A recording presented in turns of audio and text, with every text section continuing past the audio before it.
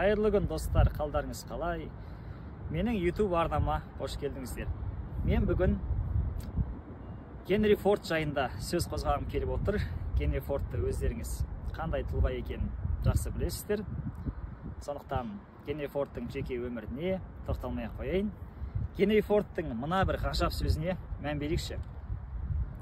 Адамдық қарым-қатынас өнері жайлы берілген кеңестердің ең көңілге қонымдысының авторы Генри Форд.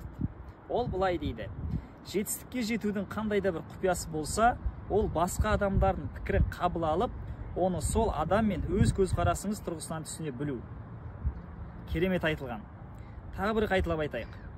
Жетістікке жетудің қандай да бір құпиясы болса, ол басқа адамдардың пікірін қабыл алып, оны сол адам мен өз көзқарасыңыз тұрғысынан түсіне білу.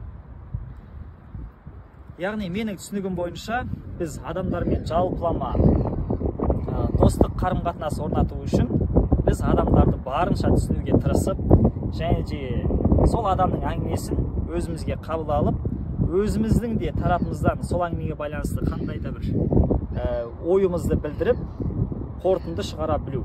Мен өзім солай түсіндім. Ал сіздер Генри Фордтың бұл сөзін қалай түсіндіңіздер? Міндетті түрде комментарийға жазсаңыздар жақсы болар еді. Көңіл қойып тыңдағандарыңызға көп-көп рахмет.